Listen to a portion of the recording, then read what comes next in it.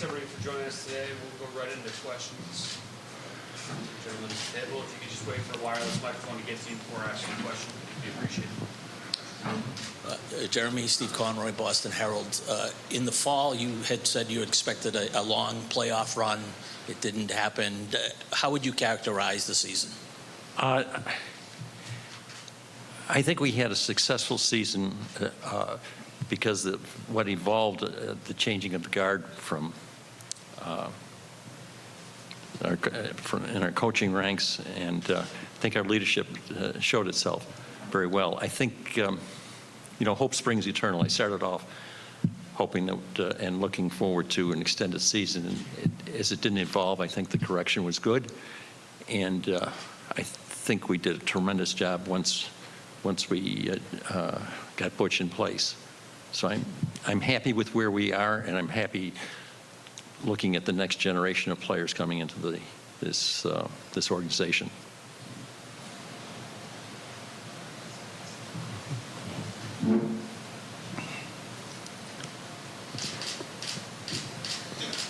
Cam, you've got some holes in the roster. You've got young players coming in. How much outside help do you think you need? Well, we're going to look at that. There's no question. I mean, we do have some players that are coming. We're excited about them. Whether or not they can push for jobs remains to be seen. But we're certainly going to look and see what transpires in the offseason and see if we can plug a couple of those holes.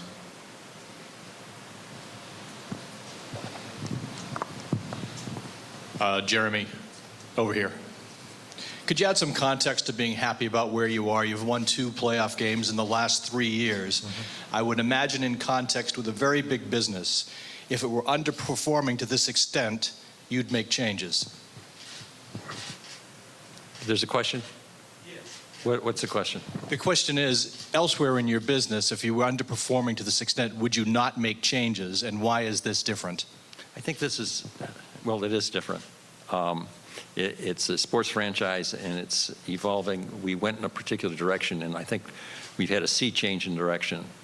So I think this has been a substantive change. Change for the sake of changing, as you know, is not an intelligent move.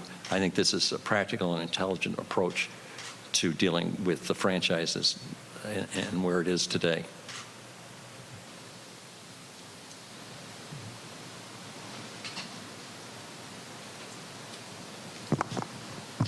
I'll ask more questions. Either Charlie or Jeremy, can you give us a sense of the arc of the build-out here in terms of the property? What will it mean for the arena next season?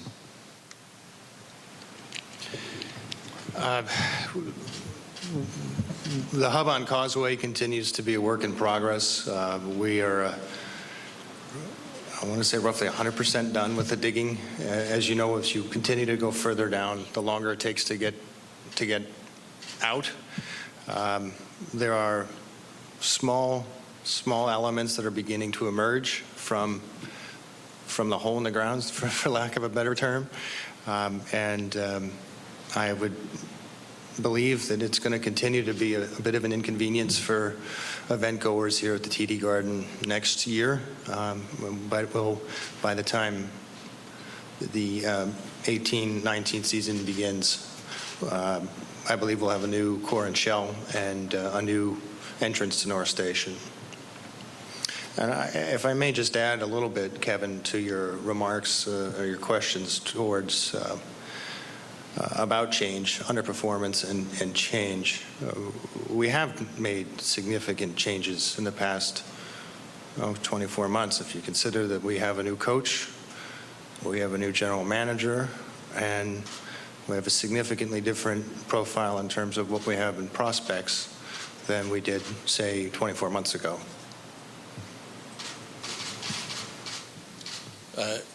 Cam, how involved were you in hiring Bruce Cassidy, and what impressed you about him? Well, Don certainly talked to me about the thought of removing Claude and putting Bruce in as an interim, and what Bruce did and what the players did from when he took over was pretty impressive. So There was a different feeling around the locker room. We practiced differently, and it showed up on the way that we played. So, Don has had a relationship with Bruce down in Providence for a number of years, and he's knew him very well. He felt comfortable with removing the interim tag, and I didn't see that, there's no reason why we wouldn't hire Bruce based on what he did at the end of the year and how the players responded.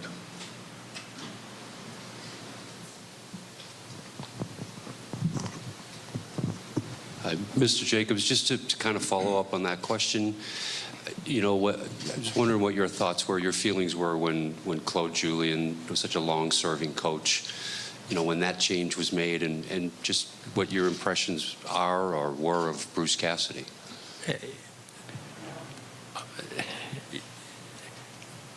The decision was very much made here in Boston, leadership here. My own impression, it was overdue. We were a little late. Maybe I precipitated part of that in having misplaced loyalty in that sense. But it was the right move. I'm totally in favor. Coaches have a definite life, it seems to be.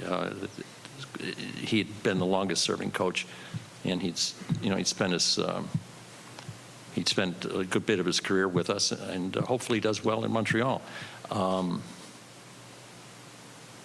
But once Bruce took over, I think he either had the first or second best record of any team in the National Hockey League for that period of time. I don't know the exact number. I think it's 24 games or something like that. So it was a very prudent move, and it was a very prudent hire. It's very under those circumstances, I would say that Don did a terrific job in selecting him and motivating him and motivating the team. Cam, you've seen a sprint toward the finish here in the regular season. You've seen the playoff round. Ultimately, what do you envision for next year's team in terms of identity, how you'd like them to play, where you'd like the upgrades to take place? Well, you see the way the game's going. There's a lot of speed in the games. We added some of that, and you saw some of the players that brought some speed, and we played a faster game, actually. We practiced faster, and we played faster. And, I think there's opportunities for guys that are in our system to maybe push, that have some speed. And I still like us to play hard, go to the net. And those are areas where it's difficult to score in this league, but you got to get there to score those goals. Whether we have someone on the left side on the back end that can push for a job, or we go out and find that player. But I think that's I think our right side right now is on the back end is pretty well covered. Maybe a little help on the left side on the wing that can maybe contribute offensively. So we're hoping we have a couple players that are in our system that may be able to push and show that they're ready to play in the NHL and contribute. You mentioned size. What did you think of David Baxter's game? You made a pretty significant investment in a big, heavy player, year one of 5 years. What did you think of his play? Well, David had a hard time adjusting. He mentioned that at the end of the year, like it was more of a challenge for him to come to a new city and a new team, to get to know 22, 24 other players. That took a while for him to get adjusted. I feel like David is really built for the type of playoff hockey you have to have and play to go deep. I feel he's a great leader. He's helped the young kids a ton. If he could pick up a little bit of a step in his game, which he's going to work on in the offseason, I think that would be beneficial for him and us. But I like his physicality. I like the fact that he'll stand in front of the net and pay the price to be there. And, I think offensive-wise, we got kind of what we expected from him. Would we like a little more? Yeah, but I think all the things that he brings is something that, I felt that whole package was a welcomed addition. For any of you, the 2008 series against Montreal, which you lost, proved to be sort of a springboard into starting the path toward a Stanley Cup team. Do you guys feel like the last playoff experience might have the same kind of effect for this team, if they found their identity a little bit? Well, it remains to be seen, but I think it's beneficial, Steve. I think for players that hadn't played in the playoffs before, to really get an understanding of what playoff hockey is all about, is what you want for your team, and that helps the growth of those players, especially younger players. And I think there's guys like David Pasternak that really saw a difference in regular season hockey to playoff hockey, and he's going to learn and grow from that. But the atmosphere is so much different, it's so much better, and it's a lot more fun. And I think our players, obviously the players that have been there and experienced it know it, but the ones that experienced it for the first time, it's a great taste to be in playoff hockey now. We're not satisfied with losing out in the first round and winning 2 games, but it was a series we felt could have went either way. Everybody talks about, well, injuries shouldn't be an excuse, but the reality of it is, missing a Torrey Krug to help transition the puck from the D zone up through the neutral zone, was a void. Him on the power play was a void. And then obviously Carlo and McQuaid on the penalty kill hurt us, especially with some of the penalties that we were taking. For Mr. Jacobs, just curious, I know the players very much hope still to go to the Olympics. Can you give us some idea? Is there hope there, or is that a dead issue? I don't think it's going to happen. No. When you stop and think about, should we take those weeks out of our season, turn it off, continue to depend on these players to perform for us when they get back, if they get back, and if they come back in good condition? I said it earlier, say it again. Do what they did with basketball. Play it in the summer. You can go to Summer Olympics just as easily. They won't embrace it. So it is what it is. Also, Korea doesn't necessarily help the situation at all for them. The time zones are so totally different. If you want to watch it here at 2 or 3 in the morning, okay. But I think the 4 people that watch it don't justify the reason for it.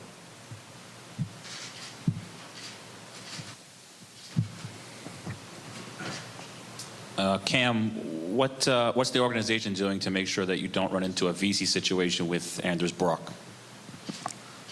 It's a good question. Well, we're doing everything we possibly can. He had a very difficult decision right after his season was over. I think it was overwhelming for him. He's at the World Championships now, and he's told Don that, or his camp has told Don that he's going to make a decision whether or not to return to college hockey or turn pro after the World Championship at some point. So our hopes are that he sees what, where we're at as a team and some of the young players that we're putting in our lineup. And, we hope that he understands that he's a player that we think very highly of, that could step in and contribute here.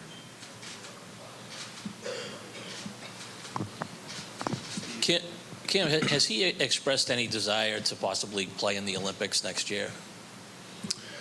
I believe that he would like the opportunity like most players would.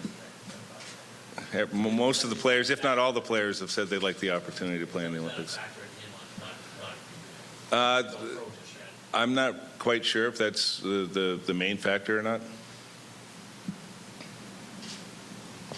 A lot of talk about the coaching today. How about the general managing? What do Mr. Jacobs and Cam, how would you assess Donnie's job so far and going forward?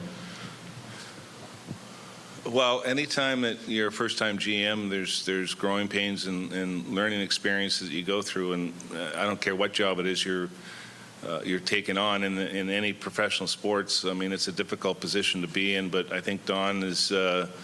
I know how hard he works. His work ethic is second to none, and he thinks not just short term about the team, but also long term. When he sat down with us and kind of laid out what he thought was a vision to how to get our team back to where we want to be and for a sustainable period of time.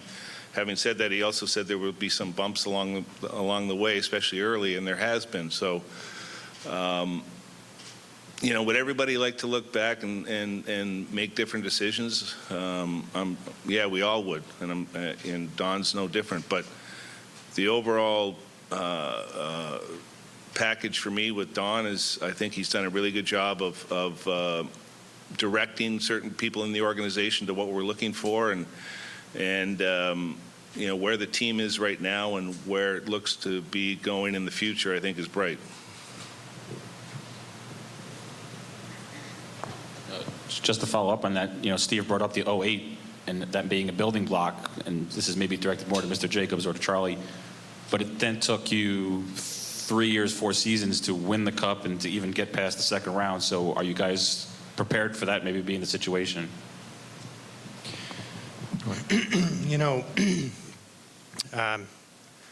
11 players played their first postseason game this year. 11, which is remarkable for a number of reasons, and I would point out to a lot of that is due to the the circumstances, of course, due to injury, but also the fact that, we restocked the cupboard, so to speak, in terms of prospects. The kids are coming along. Some even played. In the case of Charlie McAvoy, his first NHL game was a postseason game. I echo the sentiment that Cam mentioned, that this is a learning experience and it's a process, but the future is bright. Given how the farm system has been replenished, the kids that are ready or almost ready to play for the Boston Bruins, I feel Donnie's done an excellent job, and I think that we are knocking on the door, as we could have been, frankly, this year, towards a first-round victory and hopefully an advancement. Nobody's happy with a first-round exit. Nobody's happy with did not qualify. But we are going to be a significantly better team, I believe, next year and moving forward, given the changes in personnel that have been made in the past 24 months. Jeremy, your tenure now as owner is equal to that of Tom Yawkey, 40-odd years. Not stressing the odd. That's the obvious. So I'm wondering what that means to you. Does that resonate in comparison with Tom Yawkey? And hand in hand with that, in terms of succession, do you envision yourself being in this role 2 or 3 years from now as being the guy who comes here and sort of does what I'm doing right now? Yeah. Yeah, I do. From that standpoint,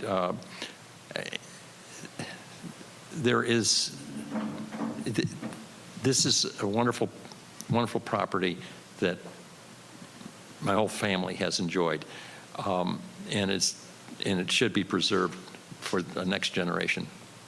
I'm hopeful that's the way it goes. It's obviously out of my hands at some point, but I think the next couple of years is predictable for me. Beyond that, I don't know.